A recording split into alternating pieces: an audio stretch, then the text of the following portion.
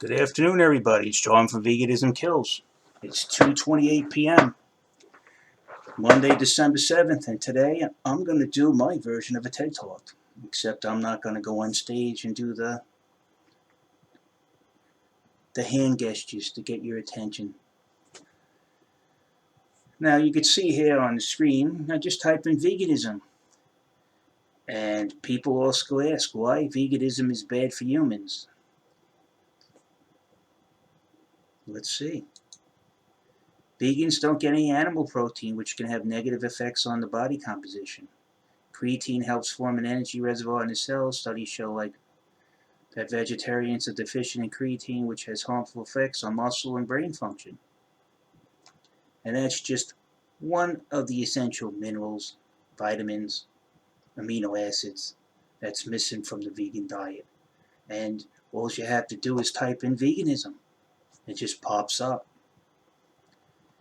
And then they show you prominent vegan celebrities. Well, Miley Cyrus is no longer vegan, and she explained that it was affecting her cognitive abilities, so she had to get off of it.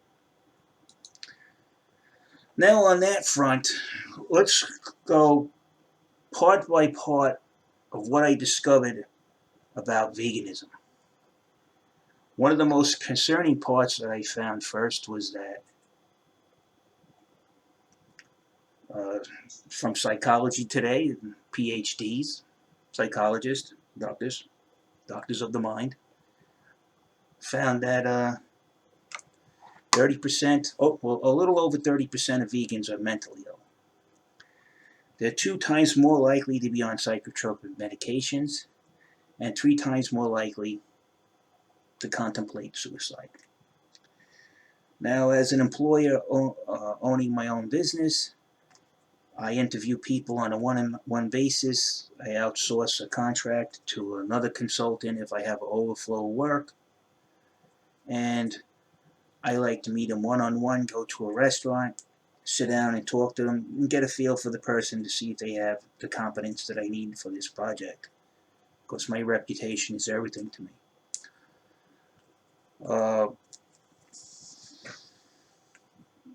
If I found out the person is vegan, what's it's going to signify to me, I don't want anything to do with that person.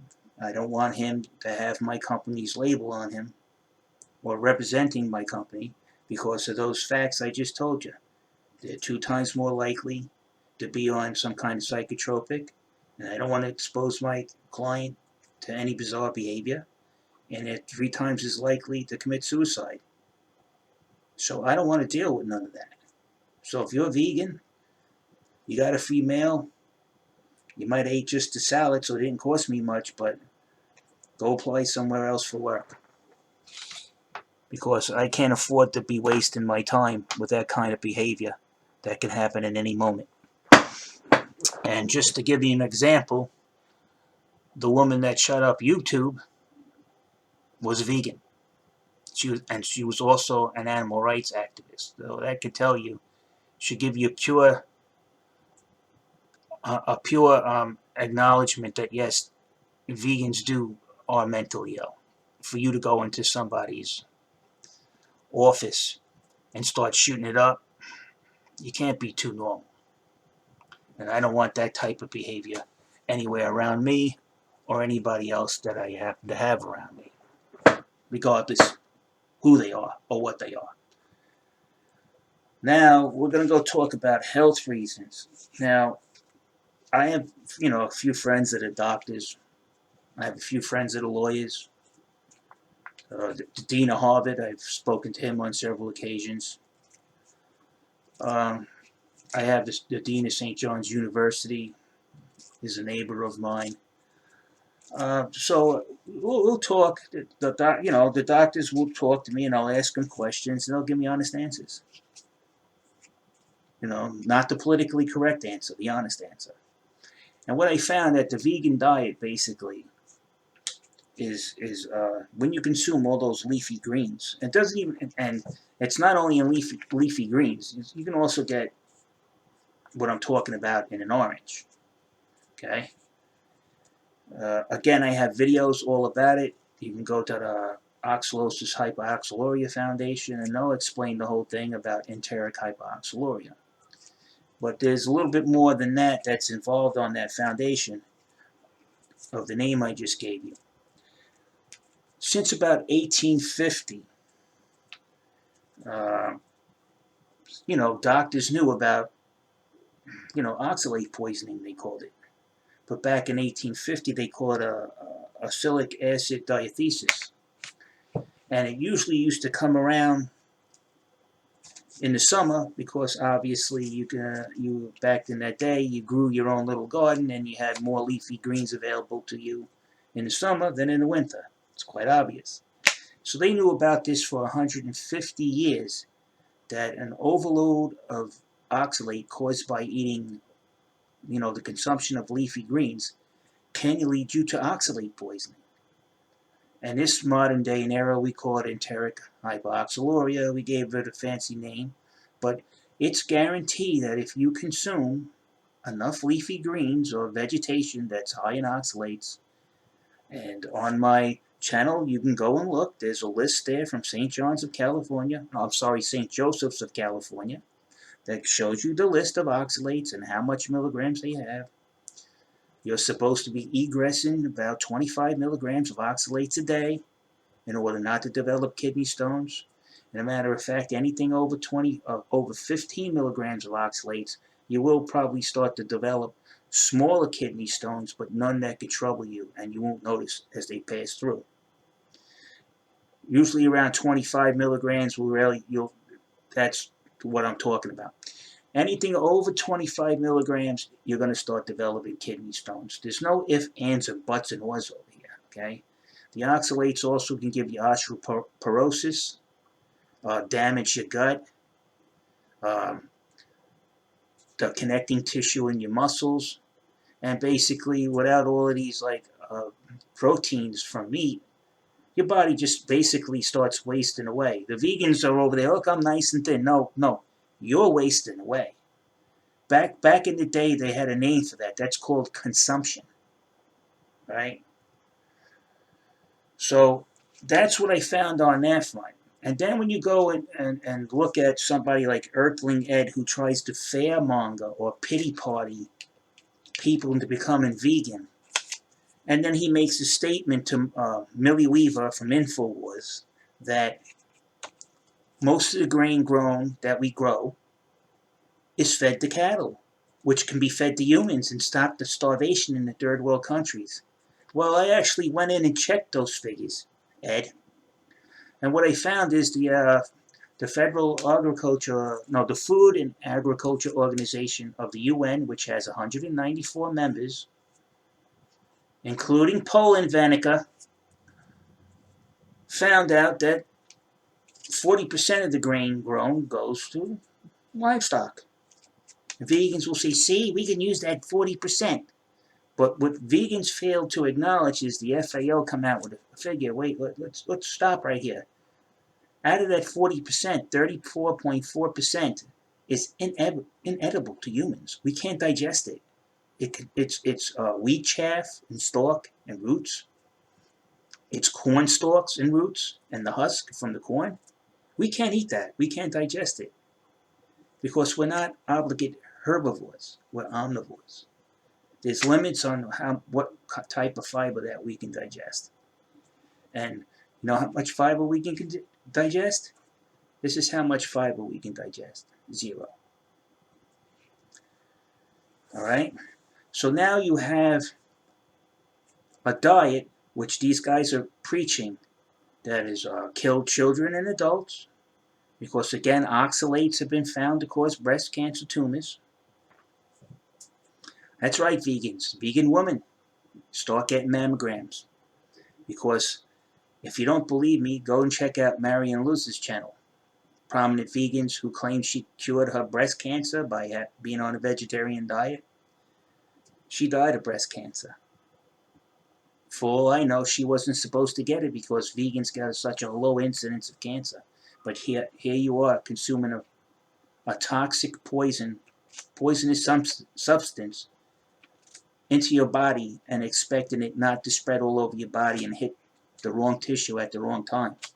And then you wonder why you got a lump in your breast. And that's what I also found out. So now you got kidney stones, consumption, acylic acid diathesis, or enteric hypoxaluria, brain shrinkage through the lack of cholesterol, your eyesight's going to start to go, your kidneys get shut down, it causes damage to your reproductive systems, the men don't have no swimmers, so getting fixed, I don't know if that's really going to help anything. It kills your libido, and then you got these vegans all night long, and you ask them, do you have a girlfriend? No. Well, that's because, you know, you're not sexually attractive to a woman. Why? Because you look sick. I don't know how many of you out there think a sick person looks attractive. And if you do, good luck with that. And don't show me these 3-month vegans either. They're 21 years old. Wait when they hit the wall when their body can't swallow all those oxalates or deal with them anymore. See how they look. So now we covered the mental illness of veganism, and basically oxalates are poison. They've always been considered poisonous. It's been oxalate poisoning. The technical name is acylic acid diathesis. That's been around since 1850. That's science that's been around for over 120 years. No, I'm sorry, 150 years. And then you got the grain lie that Earthling had hatched that says 40% of the, well, he said 80% of the grain grown. The FAO says no, 40% of the grain grown. And then they started saying, oh, well, look, well, 40% is still a big number. No. Slow down there, Mr. I don't know how to use a calculator. 34.4% of that 40% is undigestible to humans. What you have left over is 5.6%, which is barely negligible. And we actually use 33% of the grain to make alcohol. That has a much higher impact. But they won't say nothing about alcohol. No. When you own a restaurant and a bar, you're not going to destroy selling your liquor. Especially on how expensive a liquor license is, Ed. Huh? Tell them that, Ed. Tell them how much money you make, Ed. Tell them. Tell them how much you draw from salary from your charitable restaurant, like Dr. Greger. He's another one that draws the salary from his charity. And freely. All of them. All of them are lying to you. They pretty much, this is why you get the reaction. Hi, Joey, I've been vegan for this time. I'm having problems. They're like, oh shit, they're going to catch on that we fucked the health up. Oh, well, we don't want to talk to you. You did it wrong. So now what I'm going to suggest to all the ex-vegans, the 85% of you that left that got sick from veganism. Vegans suggested to you that the vegan diet was healthy for all stages of life, and that over-consuming leafy greens to replace the meat part of your diet was a perfectly healthy thing to do, when it wasn't, because it led to oxalate poisoning. Now, when somebody recommends you to eat a toxic substance and promotes it as healthy, see, that's the loophole right there. You could sue that person, as long as you can prove that they're the ones who told you that consuming leafy greens was a healthy thing to do, when in all fact we know for the past 150 years that it wasn't. It's not me saying this. Anybody can go and look this up. Anybody. You can go to the Hypoxaluria Oxalosis Foundation and find this information. Very good. And you can go check back from 1850 they knew about this. It's not hard. So I suggest people, if you want to sue these vegans, have your lawyer contact me. I won't charge you anything, and then I'll speak to your lawyer that's interested, and I'll tell him what's happened. But you're going to have to tell him who was the influencer who suggested that eating all of these greens and all these high oxalate foods that led to oxalate poisoning that destroyed your health. Who was the one that advised you? That's why we keep telling you, Go to a doctor and a nutritionist. These guys are fake doctors and fake nutritionists.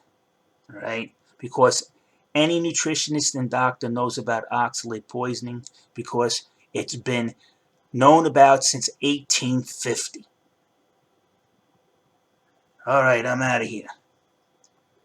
Like, again, just if any lawyers want to talk to me,